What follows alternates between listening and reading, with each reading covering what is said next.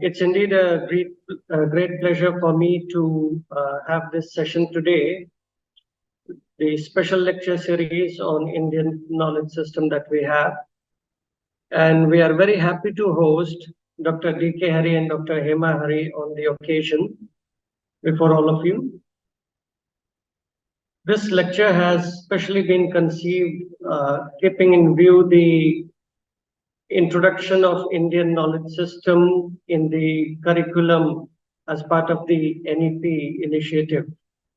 And we have also established the Center of Excellence for Advanced Research in Indian Knowledge System here. And as part of the same set of initiatives that we have this series of special lectures getting initiated today. And for that, we thought of hosting this session on a topic that is apt. The topic is the influence of the Upanishads on the Western world. And we have no other than Dr. D.K.Hari and Dr. Hemahari, who have a very proud and a privileged association with SSU since a long time. And I indeed deem it a pleasure to welcome them on the occasion. And as part of it, I, on behalf of the Center and Faculty of Arts, Communication and Indic Studies, extend a very warm welcome to you, sir and madam. Thank you. Thank you so much. And any set of words, I believe, would be short of the description that relating to the expertise that you have in the area. There's a dedicated website that has been initiated by sir and madam called BharathGyan. So it talks in detail about the Indian knowledge system, and there's a complete list of publications as well, which is available on the website. I'm sure you all can visit the website and take a look at it. And at the same time, more importantly, you can derive the best of the opportunity that we have today in terms of listening to sir and madam on the subject. So once again, a very warm welcome, and I hand over the session to ma'am and sir for further deliberations. Thank you so much. Thank you so much, Professor Rakesh, for inviting us to deliver this lecture on IKS for the subject, and equally importantly for choosing a very important subject as to how the Upanishads reached Europe and impacted Europe. So having said that aspect of it, because it has had a profound impact in the Renaissance period. So when we say that, we should understand what is Renaissance. Europe unfortunately went through 1,000 years of dark ages from the year 350 CE to about 1350 CE. So it's only in the early part of the 1400 CE the actual Renaissance started happening, late 1350s onwards. So from when they were getting knowledge from different parts of the world. And one of that really impacted them was Upanishad, which is Upanishad, which is what Dr. Hema will be speaking to you the next hour.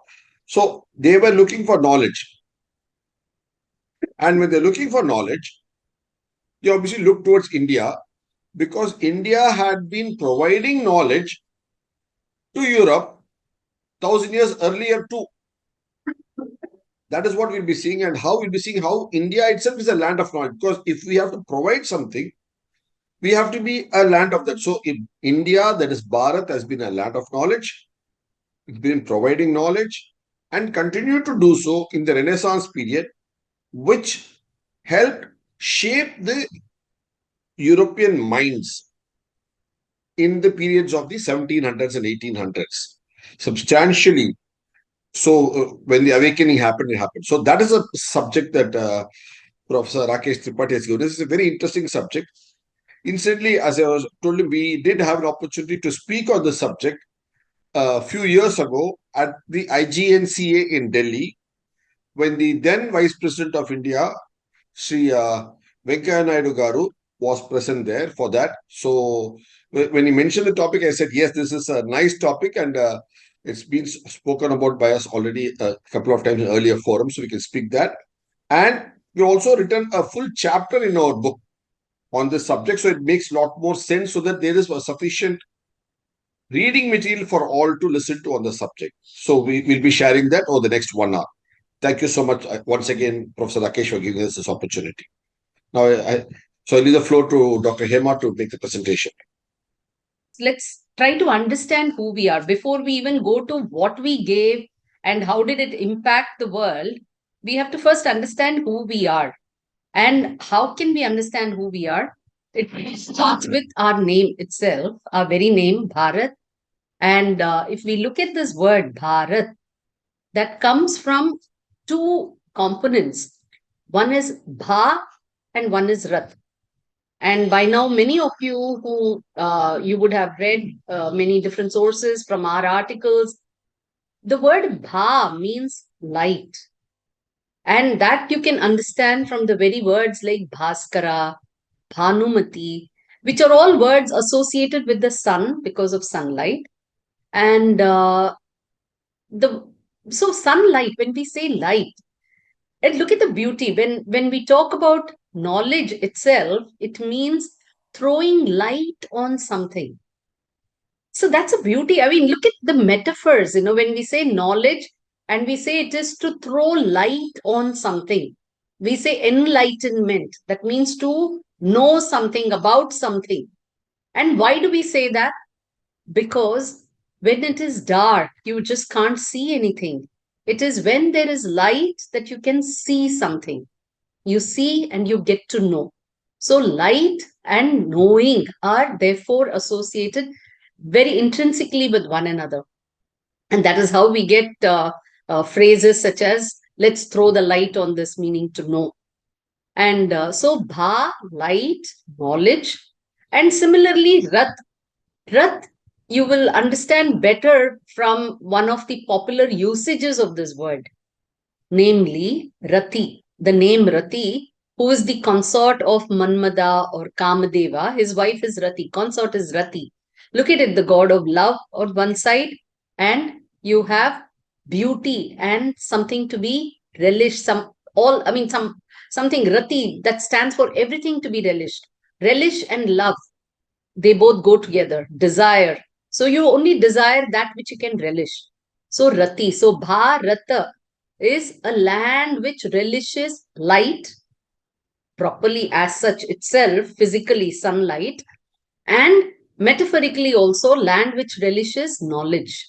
So we are all people who have relished knowledge, and for millennia we have relished knowledge, because this name, if you ask, we love to ask this, how did this land get the name Bharat? And we have so many answers coming from various quarters. It's based on a king, so and so king, it's based on this rishi, and so on. Each of this is true. But how did all these people get the name Bharat? Somebody, their parents and people have called them Bharat because they have found that this land, these people relish knowledge. Therefore, Bharata means to relish knowledge. It's a land where people have sought knowledge right from beginning, from millennia, whenever, how far ever back you can trace, and people have relished and shared this knowledge with others. Now, is it enough if we say that we are people who seek knowledge, we are knowledge seekers, we are a land of knowledge? Somebody else. So it's not enough if I say I am a good person. The other person also has to say I am a good person. And that's what we're going to see, who all have said we are knowledge seekers. Thank you, Dr. Tripathi. We can share it now. So we will see that there are many other civilizations, equally ancient civilizations, who have said we are people of knowledge. So we'll start with the Chinese. So what have they done? They have looked at the ancient civilizations around them and they have said, China themselves, they have said they are king of humans because people are obedient to authority. There are many and obedient. Turks, they call them king of lions because they're very ferocious.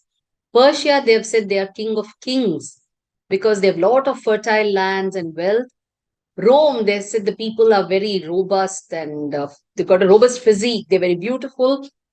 Then Indians, they call them as king of wisdom.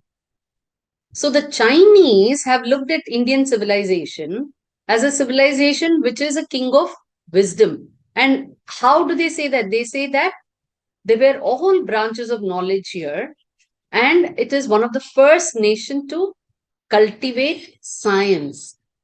See, we normally think of India, we only think of spirituality as a brand of India.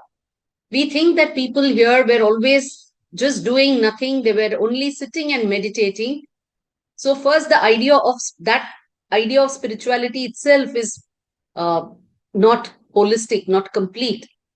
It is all about having a total control over your mind and still be able to engage in things, not just sit quiet and not do anything at all.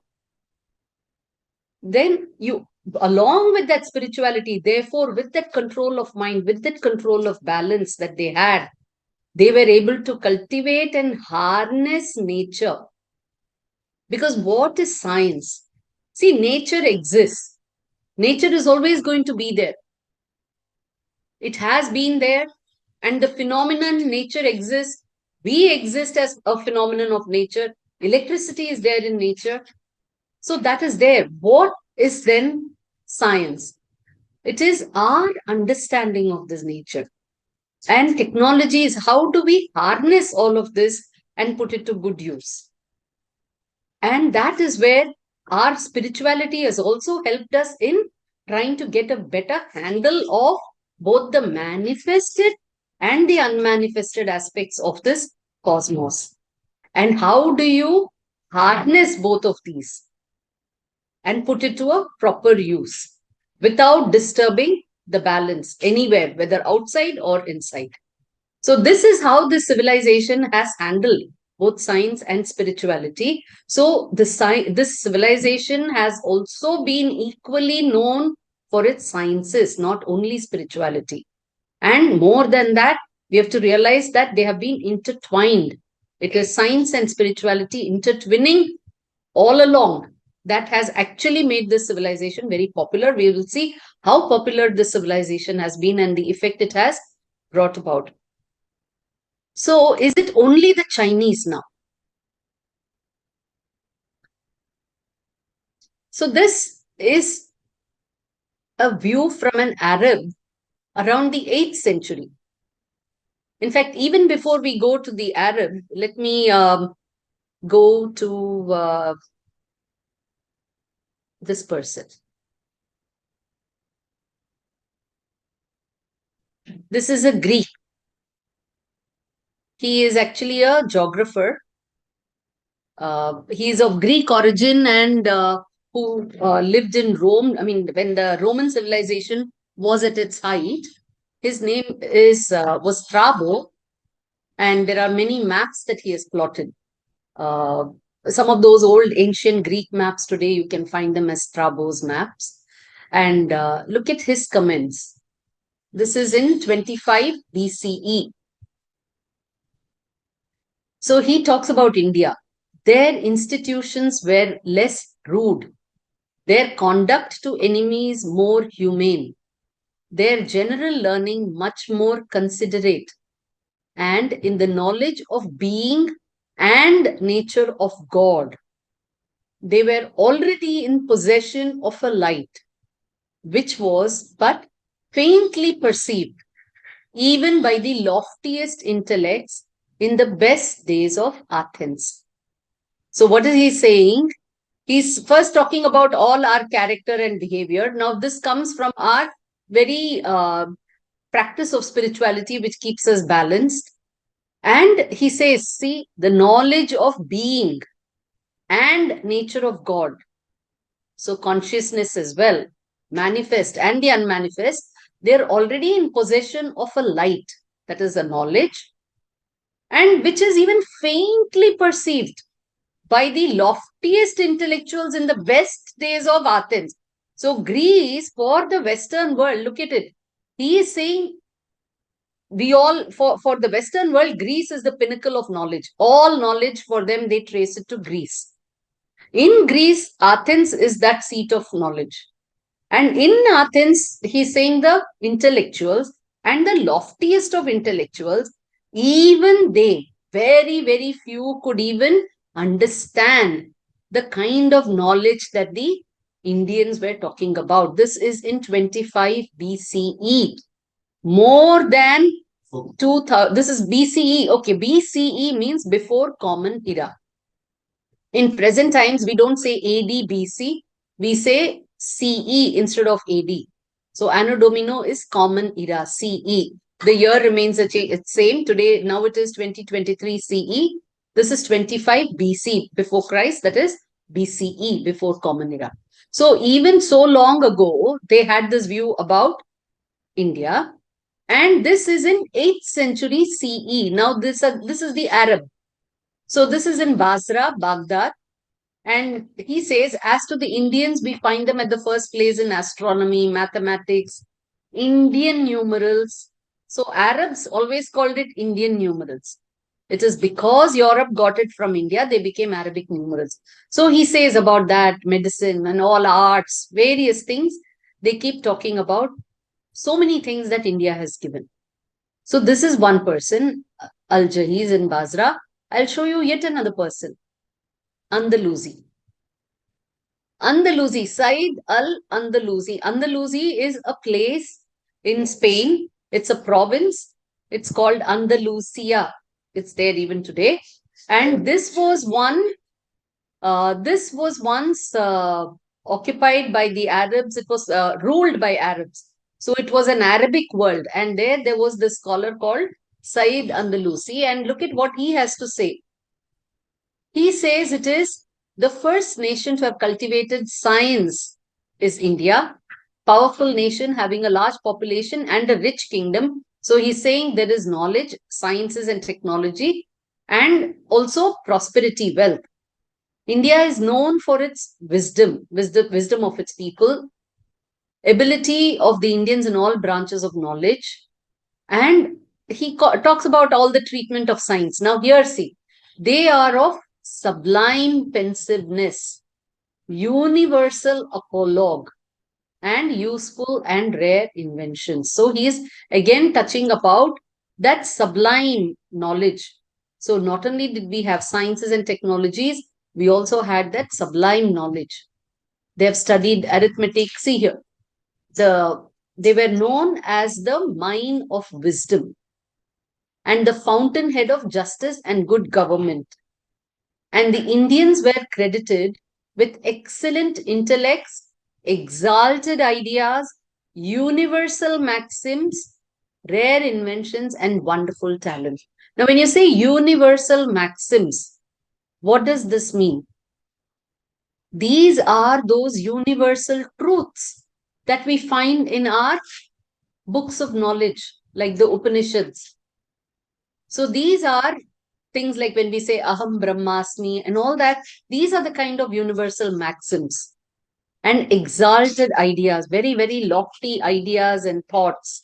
So here again, you find that around 8th century CE, the world was aware of this aspect of Indian knowledge besides its sciences and technology.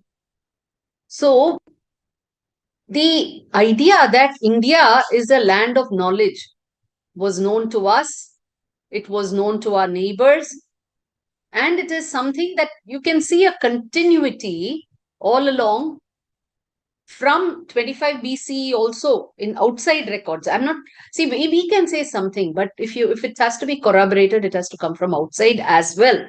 And we find people outside also corroborating all that we have been saying.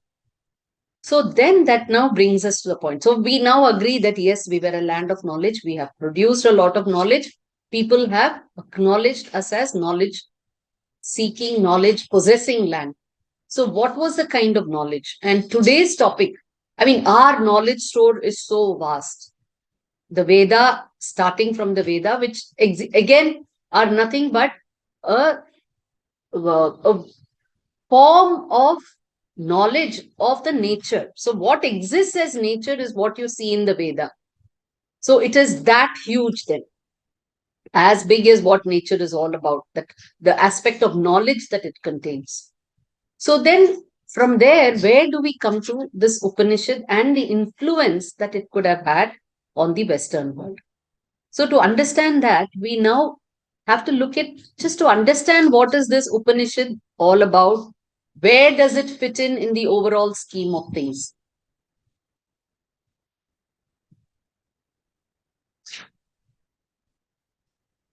This is actually a slide we had prepared for one of the courses we conducted in SSU itself on contemplative studies. At that time, we had come up with this slide. And we use this often to kind of explain about this, to understand the knowledge base around the Veda, the Vedic knowledge base. So if you take Veda itself, you have the four divisions of the Veda, the four Rig Veda, Yajur Veda, Samaveda, and Athar Veda, the four compilations. And there are two aspects. When people say Veda, it is these four compilations which are in the form of Samhita, or verses that can be chanted. Then there is the Brahmana, which is the explanation for these verses, and the Aranyaka, which are further explorations of these verses. And then the Upanishad, which is the direction that you finally get the synthesized essence that you can take from these verses that are chanted. And why are they always chanted? What is that in this Vedic chant that contains both knowledge and has to be chanted as well? So the idea is that this entire universe is made of also sound, fundamentally sound, not just hearing sound, but the nature of sound. What is nature of sound? So when you say nature of sound, it is fundamentally waves. Sound is waves. And these waves need space. They travel through space and medium. So you need space, you need the medium, and you need the waves. Everything, every little particle, because ultimately when you come down to the minutest particle also, today's atomic and subatomic physics, particles and all, you discover that it is about not knowing whether it exists as a particle or a wave. It can exist as both. It has both a physical particle-like presence. It also has a wave-like behavior. So the particle and wave, you cannot separate these two aspects of the existence. And all of us, therefore, are also made of these particles and these waves. So also this universe. And this universe is a space, and the medium in it is what helps all these waves move about, exist. And how has this civilization, I'm just taking a little bit of digression here, because I feel it is, since we have naturally come to this point, I feel it, I would like to share this aspect with all of you. Our civilization has beautifully expressed this in the form of Brahma and Saraswati. And look at them, they're both associated also with knowledge. When you say Brahma, the word Brah means that which has the nature of expanding, becoming bigger, bigger, bigger, bigger, bigger. And it becomes bigger and bigger and bigger so that it can hold the universe. So the extent of this universe is Brahma. Brahma denotes the extent of this universe. He can be as infinite and he can also be as small, but still he has a capacity to expand always. And this Brahma, what does he have as his consort? We saw in the beginning, right, about Kamadeva or Manmada and Rati. So desire, god of desires, god of love, has to have his consort as beauty, things that are relishable, that can be cherished. So likewise, when you have the divinity Brahma, who is standing for expanse, for largeness, expanding. What is his consort? Saraswati. And what does Saras mean? Reservoir. Saras means that which can hold. That is why you have lakes, which are called Sarovar, because they hold. So Saraswati is a reservoir. And a reservoir, if it is holding, it has the ability to hold. That which has the ability to hold is also the medium. So she is therefore associated with knowledge and all that. And what is knowledge eventually? Knowledge and existence. If you know of something, that thing exists. So knowledge is also existence. And it is the space and this medium and the knowledge. So Veda, when we say Veda is the knowledge of nature, Veda is also the nature. The Veda is also what is existing. It is a one form of seeing, being able to see or hear existence. But it is about existence. So this Saraswati, the medium, is holding all of this nature, all this knowledge. And that is what we have therefore associated Brahma and Saraswati with Veda. And the idea of Veda is that this universe is made of sound, and these sound waves can, by chanting, you can get them, you can resonate with nature. You can therefore harness what you want from nature. So if you really look at it, you will find this idea through the Veda that you can make the universe give you what you want. And that is why they had various rituals. And therefore, to be able to achieve perfection in uttering those sounds, the chants, knowing what you're saying so that you say it with that intention. So if I want something, the intention has to also be clear. To know the intention, I should know what I'm speaking, and I should speak what I'm thinking, and I should say it in the right manner. Therefore, you have different Veda Angas to be able to master the effect of, master the way of saying the Veda, so that chanting the Veda, so that you can derive the best effect out of it. So from there, therefore, this is the Veda. But how do you understanding this and getting it to work with you is what is Upanishad. And to understand all of this and to see this aspect of Veda, the existence, is darshana, to see, the view, the perspective. And in this, we have had 6 particular perspectives from which we have seen the same thing. They are not divergent things, they see the same thing. And they were Nyaya. Many of you, I don't know if you're part of the IKS stream here, you would have attended many such lectures on Nyaya, Vaiseshika, Sankhya, Yoga. So Nyaya, you just use pure logic, analysis to come to conclusions about what the universe is. Vaiseshika, you try to drill down to its minutest bit to see what this universe is made of. Sankhya, you then start enumerating out the universe into its various components to understand what nature and consciousness is all about. And once you understand all of that and the different bits, then you look at yoga as techniques, how you can integrate and bring all of them in unison. So even though the universe is made of so many different components, they're all working together. So how do they work together? That is the yoga. So Sankhya and yoga, they therefore go together.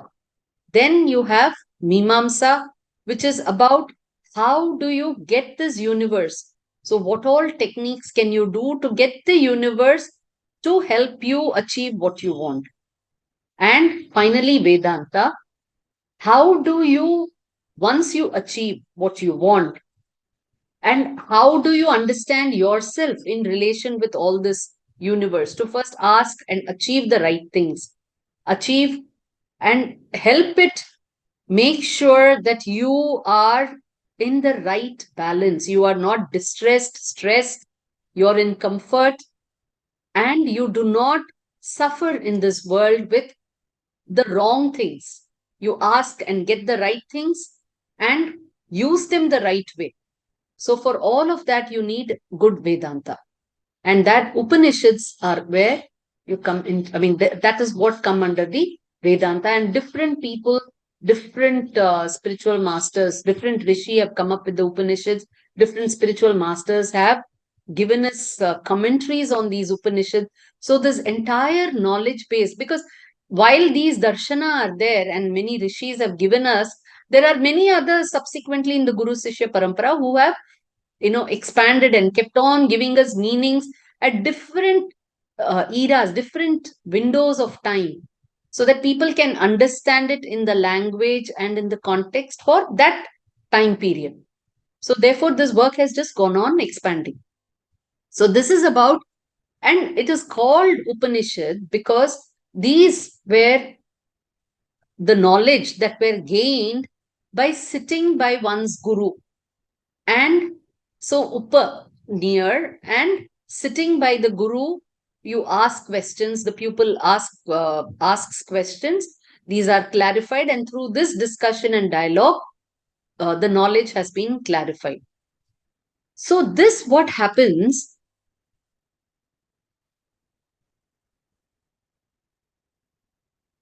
so we have seen that right from the Greek in 25th century and so on, people have known that India had all this knowledge, right? And also that these were, very high, lofty knowledge. So when did this Upanishad start impacting the West? Today we are saying that everybody is able to perceive, we are able to discern that there has been an impact of this Upanishad on the West. So when did this start happening? And what did it yield? That is something we have to see now. And to understand this, we have to go to a different dimension and start understanding a little bit of the world history itself. Now, Hariji just told you in the beginning that the world, Europe itself, went into a 1,000-year period of dark ages. That is from 300 CE onwards up to 1300 CE. The 1,000 year, 300 to 1300 CE, which is when Renaissance started kicking in. The world was going through total dark ages. It was mayhem in Europe. Sciences were not developing. There was no focus on knowledge, and people were killing each other, because this was the time when Europe was shifting from a pagan form of worship into a formalized Christian form of worship. And that was happening. And then subsequently, this was also followed by the conflict between the Arabs, the Islamic world and the Christendom. So all this kind of power struggle was going on in Europe and parts of Asia Minor. Now, in this setting, let us see what happens. So around this period is when Marco Polo, around 1200s, late 1200s, he comes from Venice. He comes all over Asia. He comes this way. He comes, touches the Malabar coast, and then goes back to Venice. And after going back, he writes his book called Travels of Marco Polo, which many people who study history will be aware of. And this book became a bestseller in Europe. And what does he write in this book? So this was a book which was the bestseller of the 1300s, Travels of Marco Polo. So he writes about wealth and splendor of India. He talks about millions of precious gold coins, millions of precious gems, gold coins, fertile land, lots of people, everything, amazing people. So they called him Marco Milli. Everything was milli about India, and slowly interest in India, which in the dark ages was kind of masked by other goings on within the continent, was rekindled once again. And what had happened then was, for Europe, the touching point with Asia was Turkey. It still is Turkey. Turkey is where Europe and Asia meet. And that particular point, over the Bosphorus Strait, along the Bosphorus Strait, one of a very, very narrow strait, also called Bosphorus Strait, because bos, meaning cows, bovine, cow, And this strait is so thin that even cows can keep crossing over between these two continents here. So here was the land during the Roman Empire. It was part of the Byzantine Roman Empire. It was called Constantinople. And the Turks took it over around this 1200 period. And they called it Istanbul. That is from then on it became Istanbul. They captured Constantinople and all the goods. So prior to this, you must understand that when Strabo writes about India, he writes because the Greek were aware of India and there were a lot of commodities that were going from India. There are Greek records which talk about iron having gone from India to Greece here, even around 500 BCE. So 2500 years ago itself. And so they were all aware, and all this was happening through the Arabs. The Arabs, actually, we call them the marketing and sales agent for India, which was a production factory. So they were taking all this across through Europe and through Turkey into Europe. Now this got choked. And when the Turks captured it, they closed this trade route. And therefore, Europeans started looking for trade route to India. So we had different people coming. And finally, we had Christopher Columbus coming around 1492. He set sail, but then he ends up in America. We won't go into the story too much, but just to set the picture for you. So he goes westwards in search of India. He ends up in the American continent. Vasco da Gama comes eastwards looking for India. And only with the help of Indians does he eventually make it to India. So this is a period around 1400s, late 1400s. And after Vasco da Gama comes here, the route to India is opened for Europe. And people start, I'll just show you this bit alone because this makes a little more sense here. So he comes along the African coast. So what was blocked here, he circumvents it by going around Africa. And then amidst Indian ships, which were much larger, as he writes, he then comes to India. Now this is 1490s. After that, he comes to India 3-4 times still and establishes this route. And from there on, Europeans start coming, and that is when colonization starts happening. Now, what is happening in India in the meanwhile? In the meanwhile, we have had lot of incursions, invasions from the near west. So we have had lot of people coming from the near west regions of Afghanistan, and which were taken over by the Turks and many other people from this part of the world. They had come into Afghanistan. They took over Afghanistan. From Afghanistan, they started coming into India. So we had various dynasties, one after the other, coming into India. And around 1500s and so on, it was the Mughals who were in India. Now, in this context is when we will see what happens. We have around 1600s, we have Darashiko and Aurangzeb. So we all know about Taj Mahal, built by Shah Jahan and Mumtaz Mahal, right? Built by Shah Jahan for Mumtaz Mahal, his wife. And Darashiko was their heir apparent to the Mughal throne. And by 1657, he had already translated. Now this Darashiko was very spiritual, and he was very open-minded. He looked for all forms of knowledge from various sources. He was attracted to all the Upanishads and Sanskrit works. And he had translated more than 50 Upanishads from the Sanskrit originals. He translated into Persian. And he called it Sire Akbar, meaning the greatest mysteries. So the root, so from India, from the Sanskrit language, it goes into the Persian language. And then from the Persian language, there was this French Orientalist, Anquetil Duperron, and he had visited India many times between 1755 and 1761. Now he takes all these Persian works, he translates it from Persian into French and Latin. And he calls them Upanishads. So from Upanishad, it becomes Upanishad. And this then, once it went into French and Latin, Europe could start understanding it. So this Upanishad, which was composed by the various rishi in Sanskrit, it's through Darashiko, they get into Persian, Sire Akbar. Then from Anketil Duperon, it comes as Upnikad. And with this, Europe was exposed to the kind of those high knowledge, the spiritual knowledge, and how to handle life, how to lead life, how to balance life, and how to understand mind, how to understand consciousness. So these kind of aspects, that was something that Europe was exposed to for the first time. See, we are seeing that in 25 BCE, Strabo is saying even very, very few lofty intellectuals could even understand what was in that knowledge of India, which was about that light. So even Greece had not understood it. But now what is happening?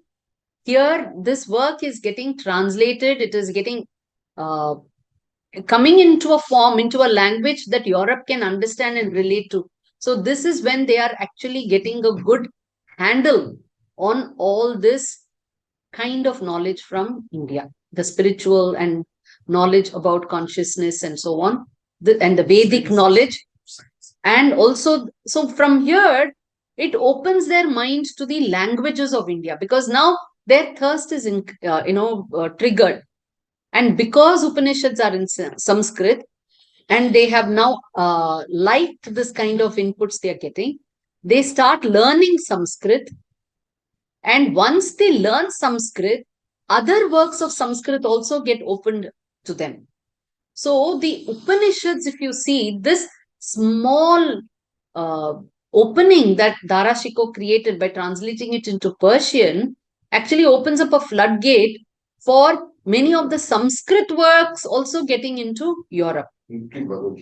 So from Upanishad, from Gita, from Mahabharata, and from there on to the various Shastras and various other sciences and technical knowledge. Okay. Now, mind you, this is the time you have to now look at the overall picture of the world. Europe in 1600s, 1700s, now we are touching 1700s, mid 1700s, 1800s. They have colonization. Vasco da Gama has come. He has set the colonial route to India. All the colonies are coming. Portuguese, French, Dutch, English. They're all coming. They are making all their wealth here. They're taking, plundering, looting. They've all got all the monies from their colonies, not just India, but Southeast Asia, then Africa, all the countries. So they have a lot of money now. And kind of, they have reached some kind of stabilized form in Europe as well. So the wars are lesser. Now they have time to invest on knowledge. They have the wealth. All the inventions start kicking in.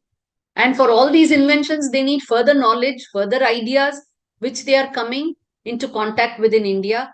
And all that is again fueling. So the Industrial Revolution itself was fueled.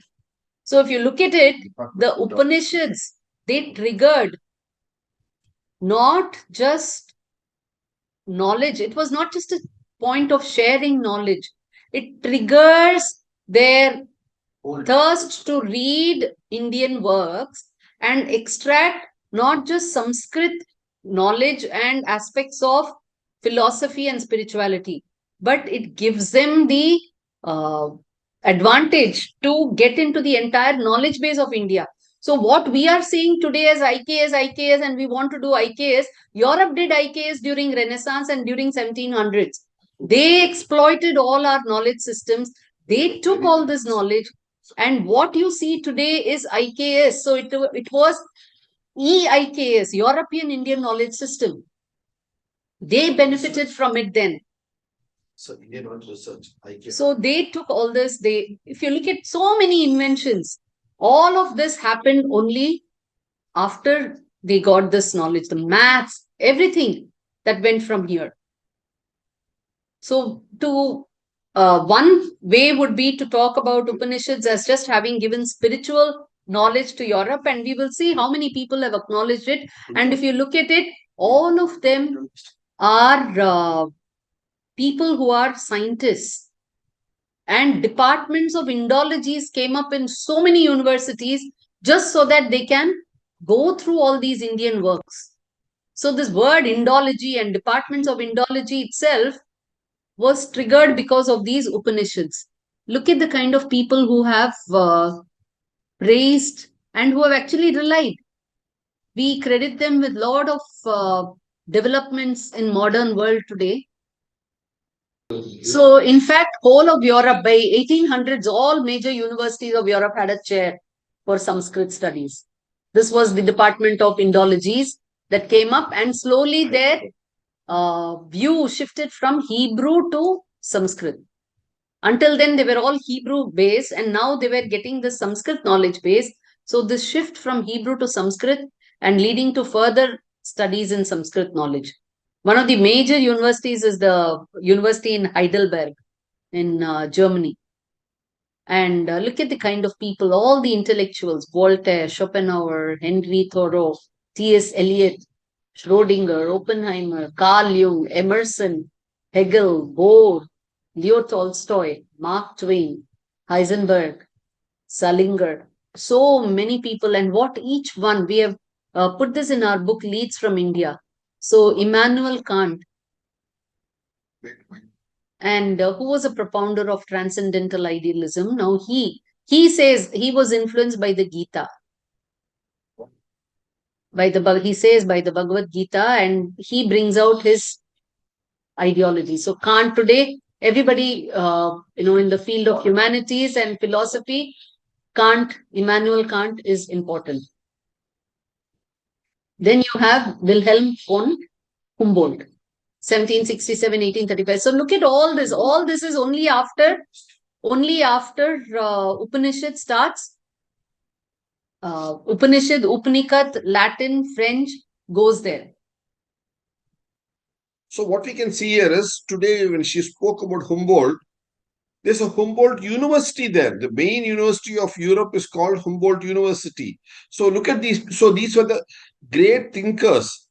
Each of them became great thinkers when they could take Indian knowledge system. And Dr. Hema made a very valid point to you. Today we are all talking about IKS. Here Professor Rakesh Tripathi so beautifully introduced about IKS.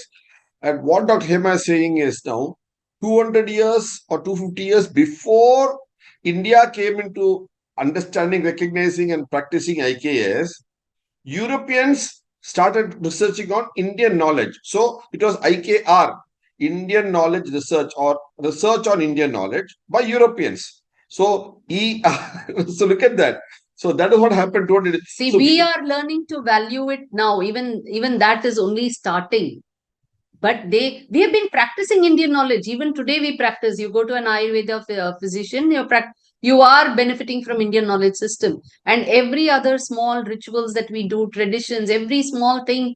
Fundamentally, we are still living IKS. But we are not realizing that we are practicing Indian knowledge system. We don't value it. Whereas Europe valued it. They saw the value and they took it. And that is when it created and kicked off the Industrial Revolution. But the point is, so today we are blaming a lot of things on so many aspects of the modern world. We say that this modernization has brought this problem, that problem. Now, all of this is coming because of not understanding the Indian knowledge to its fullest, understanding the Indian technologies, practicing Indian technologies, but not practicing Indian ideals of Bharatiya ideals of practicing economy, practicing industry. All of that went into balance here. So you had spiritual knowledge, you had sciences, you had technology, you had economy, you had commerce, you had trade, you had social. All of these were strung with, they were all through with one needle, they were all tied together, all the different layers. Whereas that is not so in the modern world today. Today, they're all different layers and different compartmentalized, segments. Whereas ours was interdisciplinary. Other part, look at this. Today, most of the German institutes in India are called Goethe institutes, named after this person. Some of them are called Max Muller institutes, and most of them are called today Goethe. But the point is, see, he took it from Indian literature, especially our poet Mahakavi Kalidas, and the Sanskrit works that he read, which were influenced earlier, and the whole European romanticism of poetry has its roots here. Europe is known for poetry, romanticism. That comes as roots. You look at every similarly in England, if you look at this, it's also got its roots here from the Sanskrit text society they had. They had a Sanskrit text society there because they used to read, understand, and use it in their own ways. That was how it was developed. So every one of them, if you look at this, uh, each one of them. So Sigmund Freud is supposed to be a great thinker. So how was Sigmund Freud influenced or Thomas Carl Jung influenced? By Schopenhauer. So each one of the great works of Europe has consistently, and Mark Twain. Do you know what is the greatness of Mark Twain? He's a great thinker, no doubt about it. But important is Mark Twain gives small quotations, a large idea, a complex idea. He makes it simple and says it with simple quotations. The largest number of quotations by anybody, quotes, what you call quotes, is by Mark Twain in the Quotable world. quotes. Quotable quotes. Mark Twain has got the largest number of quotes in the world, and he's known for that. His specialty is that, and his quotes are most quoted in the English language. And most of his quotes are taken with Indian knowledge. That's the beauty of it. See, he says this, it's India is the cradle of human race itself, birthplace of human speech, mother of human history, grandmother of legends, and great grandmother of tradition. One of the most valuable, attractive materials in the history of man are treasured up in India only. This is Mark Twain, an American, and he says this in US Congress. He lived just about 100 years ago.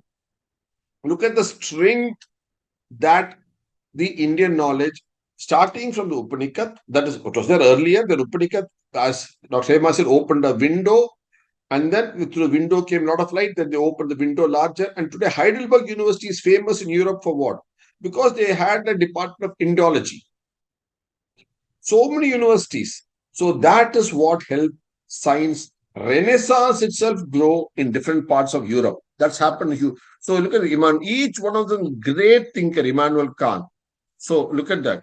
So each one of them we have named here. It's available. All this is available for all of you in this book called Leads from India. Because India led the world, not just in finance. As she has earlier said, India led the world, more importantly, in the thought. Because thinking is important. Similarly, if you look at Schrödinger, it's important. Each one of them. And Einstein, for instance, he says he acknowledges influence of Gita and Sanskrit literature.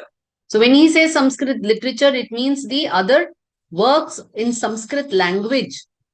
So even today, when we say Sanskrit literature, just because these are Sanskrit texts which are written in Sanskrit language and have beautiful poetry, they are not just Sanskrit poetry or just language alone. They contain knowledge of sciences, technology, philosophy, so many various aspects. And Albert Einstein was influenced. Schrödinger, physicist, again was influenced. See, Dr. Emma made a very important point here for you.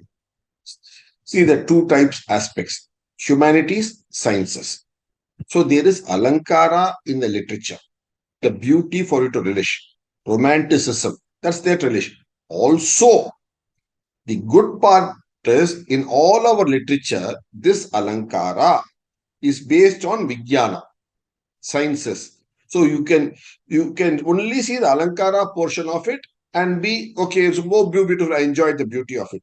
Or you can see the sciences, the underlying sciences of it. All these scientists were able to go to level 2 and relish the sciences in it too, apart from the alankara which is there. So some of them use the alankara, most of them use the sciences in it to understand, because that formed the basis for their scientific literature that they came up with, which made them famous not only, and it changed the way of thinking of Europe. That's why we call it Leads from India. Our book itself is called, because it gave a new direction, leading the world, leading the thought process in the world. And look at what Schrödinger is saying. That you want to read that out? What he's saying? So he actually, see, we spoke about that dual nature, right? And how waves are an integral part, sound waves or existence in the form of waves, electromagnetic waves is an integral part. So he says, he remarks, the multiplicity is only apparent. This is the doctrine of the Upanishads. And so his last book, Meine Weltansicht, My View of the World, was based on Vedanta again. So his book itself is based on Vedanta. So he was writing it. And these are people who have revolutionized science for that in that period. And whatever we have done, we know in science today has developed further only from the foundations that these people have given. And they acknowledge their foundation to our Upanishads once again. And not only that, so while we said Upanishad, from Upanishad, it led to sciences, I mean, spirituality and philosophy. From philosophy came the sciences, and then slowly the Sanskrit language itself, then various other works in Sanskrit, then the aspect of language itself. So now, one point. Dr. Hema said of the idea of philosophy. So don't think philosophy is a separate subject. One of the greatest scientists, Isaac Newton, who gave us the theory of gravity for the modern world. It was known to India before that as Gurutva Akarshana, but for the modern world, for the British world, he gave it. What did he call that book? He called that book Philosophy of the Principia of Mathematica. So the book itself was called Philosophy. So the science book, the foundational science book for England and Europe was called philosophy. So philosophy is not different from science. Science is based on philosophy. So let us not demerit philosophy to a subject that is left in a corner in a department. That is a foundation of science. So science also has a philosophy. That's what I want to impress on you. Now she'll tell you more. And the language of Sanskrit, if you look at it in chemistry, the elements, I mean, chemistry saw a breakthrough, when they discovered that elements could be arranged into a table, that they were occurring in the universe in the form of a particular pattern. So they exist in the form of a particular pattern. Okay. So all this idea itself, if you see it, you will find that there is a very close link to the way alphabets are organized, Sanskrit language is organized. So thus, the impression of Upanishad on the Western world is not only just spiritual or idea of consciousness and Vedic knowledge aspect of unmanifested alone, but it is what has spurred the world to move rapidly in the aspect of manifested matter and sciences and technologies, because it actually opened up their access to the knowledge which were on sciences and technologies, which was in Sanskrit in India as well. And sciences flourished, technologies flourished, monies came in, and thus they were able to really leverage and create the industrial revolution. I will just end with showing you where you can find all this material that we spoke about. If you go to our website, which is BharathGyan.com, that Dr. Tripathi told you in the beginning, you will find that there is a section called books. In this, we call our collection as Autobiography of India. And there is the Brand Bharat series here. In this, there is this book, Leads from India. You click on this, it will take you to the page on the book. And there you can see the table of contents. Then you can know where to get the printed book or the Kindle book. We have priced them very, very cheaply in Kindle. Beyond that, Kindle doesn't allow us to price lower than that. All our books are only 100 rupees each. So you can pick it up on Kindle, read it on your phone itself straight away. So this has all these aspects. So the idea is to make the knowledge easily available for you in a way that it is consumable for you in your language and way. So having said this, We'd like to thank you all for giving us this opportunity. And our website is there. Our email ID is also there. Those who want to contact us by email can come here. And those who want to do more courses can come here to join us to do courses with us. Our email ID is here. You can please contact us. Welcome. Once again, we'd like to thank Professor Rakesh Tripathi for inviting us and giving us opportunity to be with all of you in the session. Thank you so much. Namaste.